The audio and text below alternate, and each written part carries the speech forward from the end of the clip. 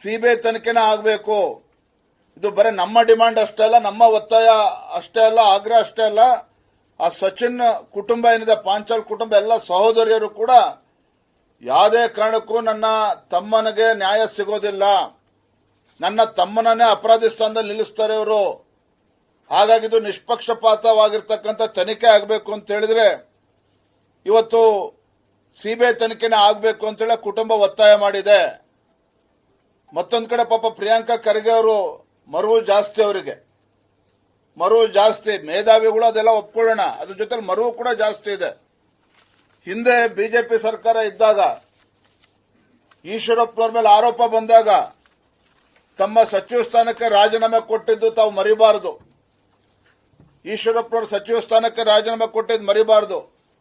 ಅದಕ್ಕಿಂತ ಮುಂಚಿತವಾಗಿ ಮಡಿಕೇರಿನಲ್ಲಿ ಏನು ಪೊಲೀಸ್ ಅಧಿಕಾರಿ ಆತ್ಮಹತ್ಯೆ ಮಾಡಿಕೊಂಡ್ರು, ಗಣಪತಿ ಭಟ್, ಆ ಪ್ರಕರಣದಲ್ಲಿ ನಿಮ್ಮದೇ ಸರ್ಕಾರ, ಇದೇ ಸಿದ್ದರಾಮಯ್ಯನವರು ಮುಖ್ಯಮಂತ್ರಿಗಳಿದ್ದಾಗ ಜಾರ್ಜ್ ಅವರು ಕೂಡ, ಅಂದಿನ ಗೃಹ ಸಚಿವರು, ಅವರು ಕೂಡ ತಮ್ಮ ಸಚಿವ ಸ್ಥಾನಕ್ಕೆ ರಾಜೀನಾಮೆ ಕೊಟ್ಟು ಕ್ಲೀನ್ ಚಿಟ್ ಬಂದ ನಂತರದಲ್ಲಿ ಸಿಬಿಐ ತನಿಖೆ ಆಯಿತು. ಯಾಕಂದ್ರೆ ನಾಳೆ ಕಾಂಗ್ರೆಸ್ನವ್ರು ಹೇಳ್ಬೋದು ಮುಖ್ಯಮಂತ್ರಿಗಳು ಇದು ಕೇಂದ್ರ ಸರ್ಕಾರದ ಕೈಬೊಂಬೆ ಅಂತೇಳಿ. ಜಾರ್ಜ್ ಅವರ ಪ್ರಕರಣದಲ್ಲಿ, ಗಣಪತಿ ಭಟ್ ಪ್ರಕರಣದಲ್ಲಿ ನಮ್ಮದೇ ಕೇಂದ್ರ ಸರ್ಕಾರ, ನರೇಂದ್ರ ಮೋದಿಜಿಯವರ ಪ್ರಧಾನಮಂತ್ರಿ ಇದ್ದಾಗ ಸಿಬಿಐ ತನಿಖೆಯಾಗಿ ಕ್ಲೀನ್ ಚಿಟ್ ಸಿಕ್ಕಿದೆ. ಅದನ್ನು ಮರಿಬಾರದು ಮಾನ್ಯ ಸಿದ್ದರಾಮಯ್ಯನವರು, ಪ್ರಿಯಾಂಕಾ ಖರ್ಗೆ ಅವರು ಕೂಡ. ನಾಗೇಂದ್ರ ಅವರು ವಾಲ್ಮೀಕಿ ಅಭಿವೃದ್ಧಿ ನಿಗಮ ಹಗರಣದಲ್ಲಿ ಸಿಕ್ಕಾಕೊಂಡಾಗ ಅವರು ಕೂಡ ರಾಜೀನಾಮೆ ಕೊಟ್ಟಿದ್ದಾರೆ ಇದೇ ಸರ್ಕಾರದಲ್ಲಿ. ಹಾಗಾಗಿ ನಾನಿವತ್ತು ಮಾನ್ಯ ಮುಖ್ಯಮಂತ್ರಿಗಳೆಲ್ಲ ಆಗ್ರಹ ಮಾಡ್ತಾನೆ, ಒಂದು ಕ್ಷಣನೂ ಕೂಡ ತಡ ಮಾಡದೇನೆ ಪ್ರಿಯಾಂಕಾ ಖರ್ಗೆ ಅವರ ರಾಜೀನಾಮೆಯನ್ನ ಪಡೆದುಕೊಳ್ಳಬೇಕು. ದ ಡಿಮಾಂಡ್ ಆಫ್ ಭಾರತೀಯ Janata party without any further delay, Chief Minister Siddaramaiah has to take the resignation of Priyanka Kharge immediately. ಆ ಕುಟುಂಬಕ್ಕೆ ನ್ಯಾಯ ಕೊಡಬೇಕಾಗಿರ್ತಕ್ಕಂಥದ್ದು ಆದ್ಯ ಕರ್ತವ್ಯ ಆಗಬೇಕೇ ಹೊರತು ಸರ್ಕಾರದ್ದು ಯಾರನ್ನ ಉಳಿಸಬೇಕು, ಯಾರನ್ನ ಪ್ರೊಟೆಕ್ಟ್ ಮಾಡಬೇಕು ಅಂತಕ್ಕಂಥ ದುಸ್ಸಾಹಸಕ್ಕೆ ಕೈ ಹಾಕಬಾರದು. ಹಾಗಾಗಿ ಮೊದಲನೇದಾಗಿ ಪ್ರಿಯಾಂಕಾ ಖರ್ಗೆ ಅವರ ರಾಜೀನಾಮೆನ ಪಡೆದುಕೊಳ್ಬೇಕು ಸಿದ್ದರಾಮಯ್ಯನವರು.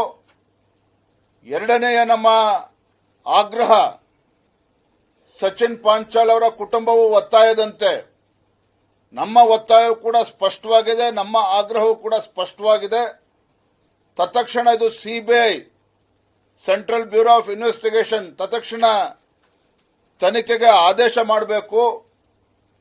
ಮೂರನೇ ನಮ್ಮ ಒತ್ತಾಯ, ಆ ಕುಟುಂಬವು ಕೂಡ ಬಡ ಕುಟುಂಬ, ಹಿಂದುಳಿದ ವರ್ಗದ ಬಡ ಕುಟುಂಬವು ಕೂಡ ಅಪೇಕ್ಷೆನ ವ್ಯಕ್ತಪಡಿಸಿದಂತೆ ಆ ಕುಟುಂಬಕ್ಕೆ ಭದ್ರತೆಯನ್ನು ನೀಡಬೇಕು. ಯಾವ ಒಂದು ಕ್ಷಣನೂ ಕೂಡ ತಡ ಮಾಡದೇನೆ 24x7 ಆ ಕುಟುಂಬಕ್ಕೆ ಭದ್ರತೆಯನ್ನು ಕೊಡಬೇಕು. ನಾಲ್ಕನೇದು, ಆ ಕುಟುಂಬಕ್ಕೆ 1 ಕೋಟಿ ರೂಪಾಯಿಗಳೊಂದು ಪರಿಹಾರವನ್ನು ಕೊಡಬೇಕು. 5 ಜನ ಸಹೋದರಿದ್ದಾರೆ ಮುಖ್ಯಮಂತ್ರಿ ಸಿದ್ದರಾಮಯ್ಯನವರೇ, ಎಜುಕೇಟೆಡ್ಸ್ ಇದ್ದಾರೆ, BCom MCom ಗ್ರಾಜ್ಯುಯೇಟ್ಸ್ ಇದ್ದಾರೆ. ಆದರೂ ಕೂಡ ಬಡ ಕುಟುಂಬದ ಒಂದು ಆಧಾರ ಸ್ತಂಭವೇ ಕಳಚಿ ಬಿದ್ದಾಗ 1 ಕೋಟಿ ಪರಿಹಾರವನ್ನು ಕೊಡಬೇಕು. ಆ ಕುಟುಂಬದ ಒಬ್ಬ ಸದಸ್ಯಗೆ, ಅವ್ರು ಯಾರು ಅಪೇಕ್ಷೆ ಪಡ್ತಾರೋ ಅವರಿಗೆ ಒಂದು ಸರ್ಕಾರಿ ನೌಕರಿಯನ್ನು ಕೂಡ ಕೊಡಬೇಕು ಅನ್ನುವ ಆಗ್ರಹವನ್ನ ನಾವು ಮಾಡ್ತಾ ಇದ್ದೇವೆ.